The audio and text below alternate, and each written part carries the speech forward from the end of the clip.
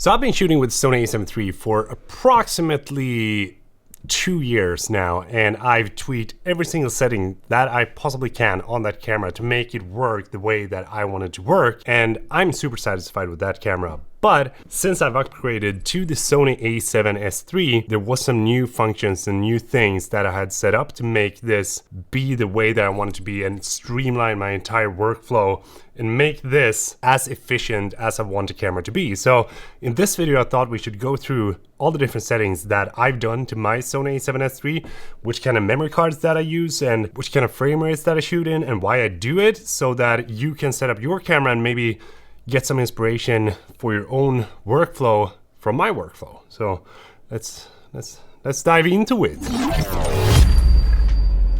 Oh, vi har inga batterier. Oh, it's dead. It's dead. It's dead. Definitely one of the things that I need to invest more in, because since I sold my other camera, I only have 3 batteries, and I want to have like 4 batteries since I have 2 cameras, because you can never have too many batteries. One of the biggest questions that I've gotten regarding the A7S III has without a doubt been which kind of memory cards does work with the different functions and files and codecs that you have in the camera. Of course, the CF Express cards that Sony has is going to work with all the different modes that you have in the camera. But the downside with these cards are that they cost a whole lot of money. One of these cards cost $550.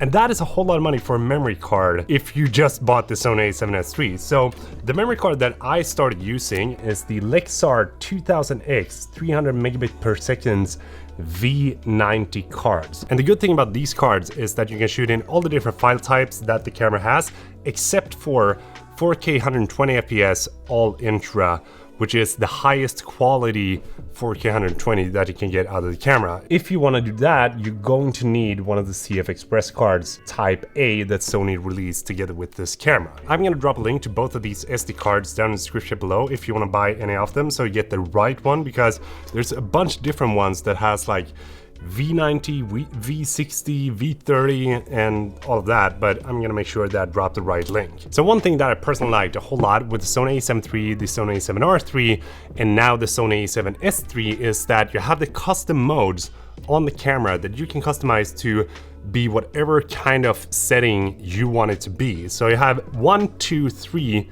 different modes on the Sony A7S III, and I've set up mode number 1 to shoot in 4K 25 FPS since I'm living in Sweden and I have PAL, so I'm not shooting 24 FPS. And then I have a shutter set to 1/50th and control the ISO, and the picture profile is set to off. And the reason for it is because I want to have this as like the super simple vlog setting that I can turn on whenever I want to use the camera and capture something with my family here in the studio or anywhere else, and just make a quick video with it without having to go in and collate all the different things later on. I also shoot in 420 8-bit because I don't want the file sizes to become this behemoths that I have to edit when I get into post. And I actually do think that the Sony A7S III gives you way better colors than the Sony A7 III did, and I actually think that having no picture profile at all looks really good straight out of camera. And I've also set up mode number 2 on the camera to be my 50 FPS 4K mode, and in this mode I shoot all intra 500 megabit per second 422 10-bit to get the highest quality possible. And I've also turned on active steady shot in this to be able to get those like super smooth gimbal-like shots even though you're not having a gimbal. And I gotta say, I do think that the active steady shots does a really good job of keeping your image super steady when you're walking and shooting stuff. There's been a lot of times where I thought I needed a gimbal and then I just tried to get a shot anyways and it actually worked. So that's super impressive. And when it comes to the picture profile on this setting, I decided to go for the S-Log3 so that I get the best possible dynamic range from the camera. I'm super satisfied with the outcome so far, and I think the majority of the shots that we got in Switzerland was shot with 4K 50 FPS all intra 500 megabits in S-Log3, and it looked good. And when it comes to custom mode number 3, I have that set to 100 FPS XAVCS 4K 422 10-bit, not all intra. And the reason for that is because that the SD cards that I'm using with this mainly cannot shoot in the all intra mode. And if you want to go into the all intra mode, then what I've experienced is that you have to go into the SNQ of the camera and then set the mode there. But if you want to do that, you again need to have one of the CF Express cards to get the highest quality footage out of the camera. And I've also noticed that when I'm shooting all intra in the camera, Final Cut Pro can handle the files a lot easier, even though they are way bigger. I personally don't know the reason for that, but I think that Gerald London probably does know, because he's the master of breaking down the stuff that is going on in the camera. So highly recommend you go and check his videos out. Lite rosslig i halsen idag. Lite rosslig. There is also a couple of different custom buttons on the camera that you can map whatever kind of way that you like. And what I've done is that I've set up C3 button here on the left side to be the manual focus on or off. And the way that you do this is that you go into the menu and then you head down to the operation customize on the toolbox, and then you choose the video settings in custom key, and then you go to rear and 5 and choose AF/MF selector toggle, and that gives you the option to turn autofocus on or off super quickly without having to have a lens that has the switch on here. I've also set custom button number 1 to be the white balance, so I can adjust that on the go depending on if I'm shooting vlogs, then I might, maybe want to have auto white balance. But if I'm shooting any kind of cinematic stuff, then I want to make sure that I have the right white balance set depending on the scene that I'm shooting. And same thing, if you want to map that,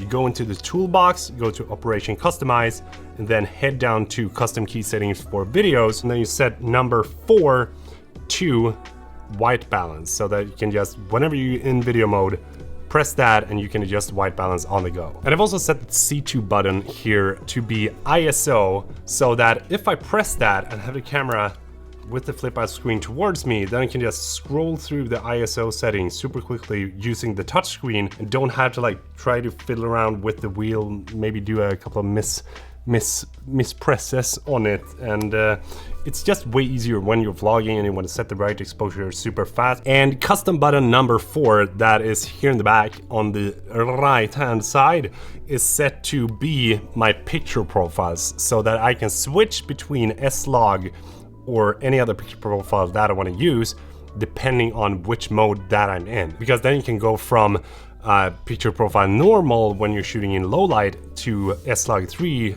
when you're shooting in bright light. And to make sure that I get the perfect exposure whenever I'm shooting in S-Log 3, I've also set up this button right here to be gamma assist whenever I'm shooting in S-Log. So if we jump into a flat profile, you can see that if I press this button, the gamma is going to be assisted in the display, which basically gives us like a super simple LUT onto our footage in camera. And this is something that helps you nail the exposure every single time when you're shooting in any kind of log profile. And it's also something that I think is super useful if you're shooting like sunsets or nightscape cities, such as this shot right here.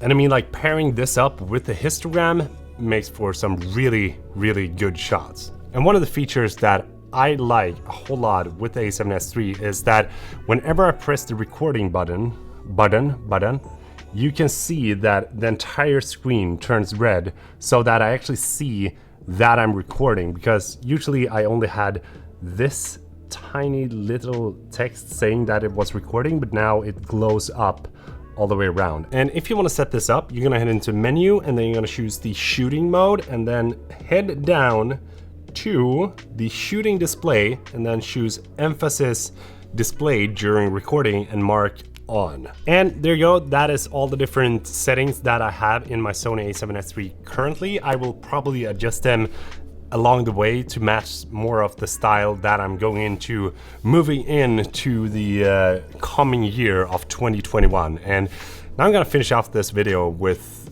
going out to the road workers and saying, "Hello! Sluta! Jag spelar in videos här." Thanks so much for watching. Really appreciate everything that you do, and really hope that you found this video useful. And if you did, please do give it a thumbs up. And if you haven't subscribed, that'd be highly appreciated as well. Thanks so much for watching. See you in the next video. Peter from Sweden saying goodbye.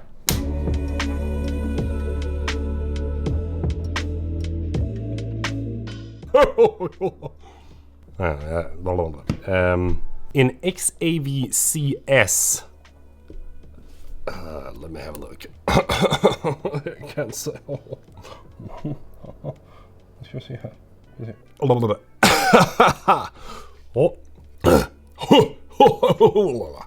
And vad fan? Den ska ju vara det. Det var konstigt. Vad fan har hänt här? Hallå Edvin!